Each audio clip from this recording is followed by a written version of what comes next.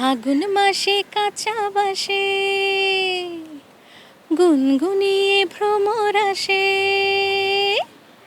ফাগুন মাসে কাঁচা বাসে গুনগুনিয়ে ভ্রমর আসে। প্রেমের লাগে বুকটা করে আ আ উ, দুষ্টু কোকির ডাকে রে cook cook cook cook cook cook cook cook, মনে বাঁশি বাজে রে cook cook cook cook cook cook cook cook. গান তো মিউজিক ডিরেক্টরের কাছ থেকে আমরা আসলে ডাক পেয়ে অভ্যস্ত সব সময়, এর আগে পিছে কিছু জানি না। তো গান যখন রেডি হলো, যেহেতু রাফির নাম শোনা হয়ে গেছে, তখন তো বুঝলাম যে ওটা তুফানের জন্যই। বাট গান গাওয়ার পরে আমি আসলে আর কিছুই জানি না। শুটিং যখন, গানটা তো বেশ আগেই ভয়েস দেওয়া হয়েছে, তারপর আমি জানতাম না আমি গান কি আসলে তুফানে গেছে কিনা, কারণ রাফির কি বলে ওটাকে, কাহিনীর সাথে মিল আছে কিনা গানটার, বা শুটিং টোটালি, অনেক সময় আছে না যে শুটিং করার পরে মনে হচ্ছে যে না গানটা যাচ্ছে না, এরকমও হতে পারে অনেক সময়।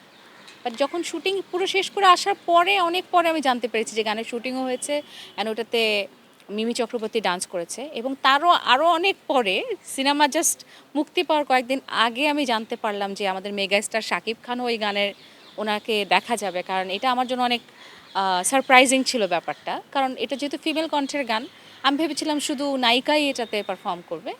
বাট ওনার অ্যাপিয়ারেন্সটা আসলে আমার জন্য অনেক বড় পাওয়া ছিল। এটা আমাদের ফেসবুক বলেন, ফ্যান পেজ বলেন, অথবা ইউটিউব বলেন, আমরা কিন্তু কমেন্টগুলোতে গো থ্রু করি আসলে, যে শুধু ভিউ হলেই যে গানটা হিট হয়ে গেছে তা না। আমরা চেষ্টা করি যে আচ্ছা আসলে মানুষ কি ভাবছে গানটাকে নিয়ে। সো কমেন্টগুলো পড়লে ওগুলো বোঝা যায় যে গান তো আপনি দেখলেন, ভিউ হলো, কিন্তু গানটা আপনার ভালো লাগলো না।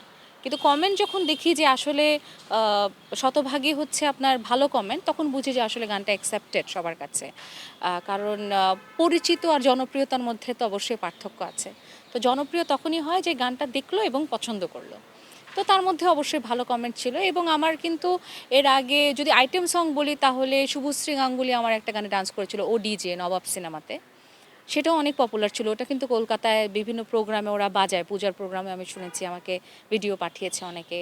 কিংবা ধরেন আমার মেলোডিয়াস অনেক গান আছে, আমার বিভিন্ন বাংলাদেশি গানের অডিওর গান অথবা নাটকের গান, ওটার নিচে কমেন্টে কিন্তু ইন্ডিয়ার অনেক কমেন্টস আসে।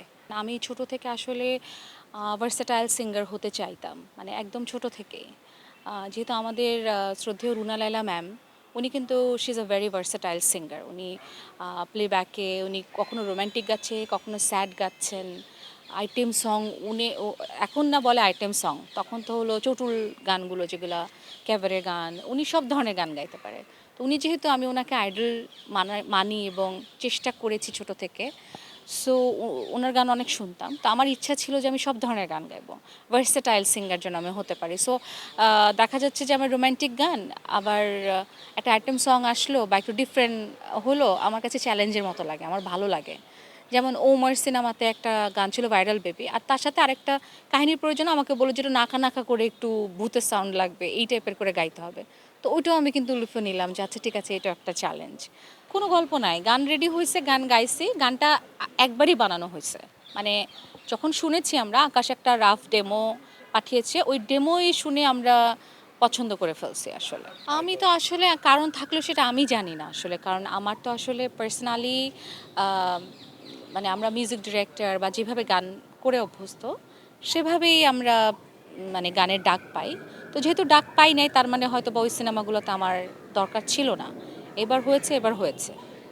আমি আসলে এর পেছনের কারণ আমি জানি না আসলে, মানে আমি এখনও ভুলতে পারছি না। আমি আরও 2-3 বার দেখব। প্লিজ দর্শক, আপনাদেরকে বলবো এই সিনেমাটা দেখতেই হবে, প্লিজ এই সিনেমাটা দেখতেই হবে। এবং সত্যি কথা বলতে সমস্ত কিছু আমার কাছে মনে হচ্ছে যে ধরেন একটা সিনেমার একটা সিনে হয়তো এই গাছটা আছে, মানে এটা বুঝতে হবে যে এই গাছটা এখানে দরকারই ছিল, মানে কোনো কিছু অপ্রয়োজনীয় কিছু নাই সিনেমার মধ্যে। এবং সত্যি কথা বলতে আমাদের মেগাস্টার শাকিব খানের কথা বলতে হবে। আমি জাস্ট নতুন করে ওনার ভক্ত হয়ে গেছি। যারা ওনার ভক্ত, আমি বিশ্বাস করি যে তারা এই সিনেমা দেখার পর ওনার জন্য আরও নতুনভাবে আরেক নতুন ভক্ত হিসাবে ওনাকে জয়েন করবে।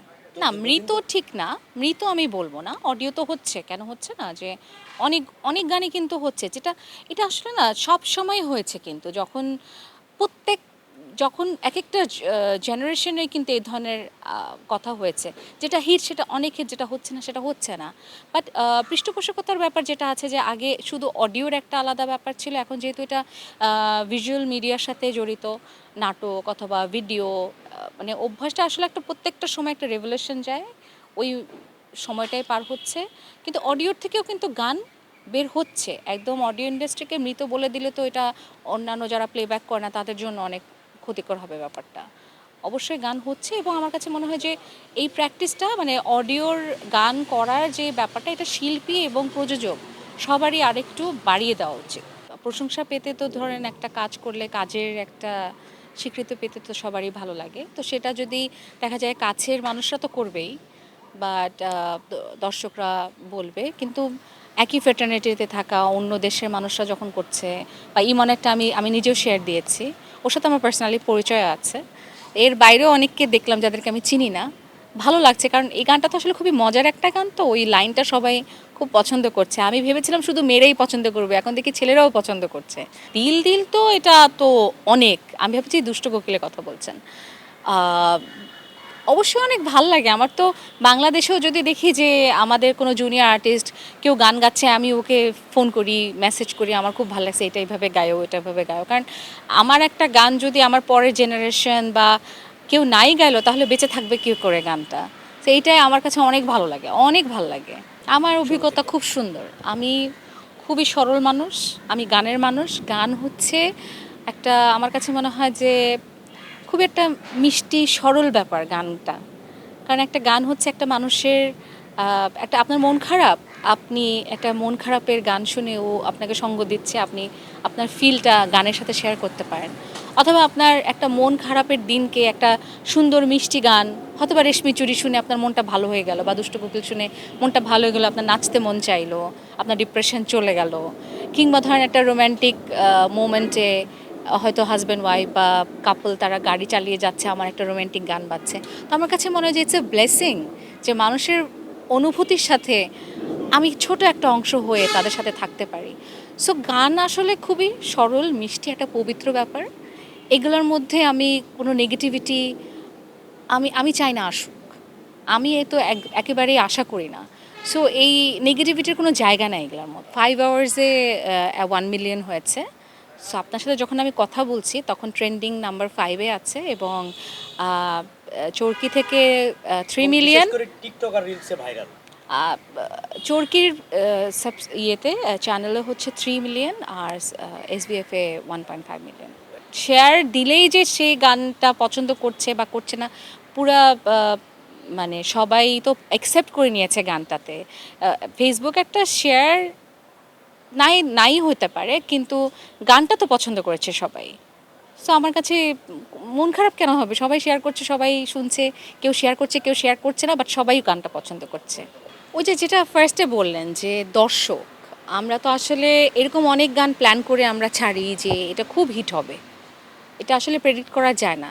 দর্শক দেখা গেলো ওই গানটা অতভাবে পছন্দ করলো না, বাট এমনও অনেক গান আছে যে যে গানটা আমরা ভাবি নাই যে কখনো এই পর্যায়ে যাবে, কিন্তু ওইটা দর্শক এমন একটা জায়গায় নিয়ে গেছে, আমরা নিজেরাই আশ্চর্য হয়ে গেছি। সো আসলে এই এই আপনি যেটা বলছেন স্টেটাস, বা স্টেটাসও কিন্তু তখনই দেয় যখন গানটা আলোচনায় আসে। আসলে গানটা যদি কিছুই না করলো, বা আপনার কাজটা শুধু গান না, সেটা নাটক, সিনেমা, যে কোনো ক্ষেত্রেই এখন ফেসবুক আপনার একটা নিজের মাধ্যম, আপনার হাতে একটা ফোন আছে, আপনার নিজের স্বাধীনতা আছে, আপনি লিখতেই পারেন। বাট আপনি যদি কোনো একটা বিষয় নিয়ে লেখেন, সেই বিষয়টা যদি উল্লেখযোগ্যই না হয়, তাহলে আপনি সেটা নিয়ে লিখতে পারবেন না, সেটা সমালোচনা হোক বা আলোচনা হোক। আমি যদি কাজটাই না করি, তাহলে আপনি সমালোচনা বা আলোচনা কোথা থেকে করবেন? আমার কাজ হচ্ছে আমি কাজ করে যাব। আপনি ধরেন এই শার্টটা পরেছেন, এই শার্টটা আপনার আগে আরও 5 জন দেখে গেছে, তাদের পছন্দ হয় নাই, বাট আপনার তো পছন্দ হয়েছে, কেউ না কেউ তো নিয়েছে। সো সবাইকে তো সন্তুষ্ট করা পসিবল না যে কোনো কাজ দিয়ে, সেটা নাটক বলেন, সিনেমা বলেন, বা যেরকম বলেন, সবার ক্ষেত্রেই প্রত্যেক সময় একই এক্সপেকটেশন ফুলফিল করা পসিবল না। মুভির গান করলেও সেটা এক্সক্লুসিভ রাখার জন্য বলতে হচ্ছে না, বাট আমি বলতে পারি যে সামনে দুই একটা ভালো সিনেমা আসছে, সেগুলোতে সুন্দর গান গেয়েছি। যখন আসবে তখন আবার আপনাকে ইন্টারভিউ দেবো। আমার আসলে এরকম পরিকল্পনা নাই যে আসলে গান লেখা, গান শুরু করা, এগুলো আসলে অনেক কঠিন লাগে, অনেক কঠিন ব্যাপার যারা করে তাদের প্রতি আমার ফুল রেসপেক্ট, কারণ এটা আসলে অনেক অন্যরকম একটা অনুভূতির ব্যাপার। আমি খুবই ছোট একটা কাজ করি, সেটা হচ্ছে শুধু গানটা গাই। সো আপাতত আমার এই ছোট কাজটাই করার ইচ্ছা। শিল্পীরা অনেক সময় হয় কি, এটা ইন্টেনশনালি কারোর সাথে যদি কারো পার্সোনালি ঝামেলা না থাকে, এটা না নেওয়ার কোনো মানে প্রয়োজনই নাই মনে হয় আমার কাছে। কারণ গানটা তো আসলে লিরিসিস্ট, সুরকার, সামটাইম মিউজিক ডিরেক্টর, কারণ সুরকাররা এর বাইরেও মিউজিক করে। তো এদের ছাড়া তো আসলে শিল্পী গানটা গাইতে পারে না। অনেক সময় হয় যে আমাদের শিল্পীদের পক্ষে সব জায়গায় কথাটা মেনশন করা যায় না, পরিবেশও থাকে না হয়তো। যেখানে পরিবেশটা থাকে অবশ্যই আমরা করি, এবং ফেসবুকে লেখার সময়ও লিখি। আর মানুষ মাত্রই ভুল হয়ে যায়, কখনো কোনো একটা উল্লেখযোগ্য প্রোগ্রামে হয়তো কারো নাম মিস হয়ে যেতে পারে, অথবা লিখতে গিয়ে ভুল হয়ে যেতে পারে। এটা আসলে ক্ষমাসুন্দর দৃষ্টিতে দেখা উচিত, কারণ কারোর সাথে যদি পার্সোনালি ঝামেলা না থাকে তাহলে এটা আসলে করে না কেউ। এলো খবরের কাগজ, নিখাত, নির্ভীক, নিরপেক্ষ।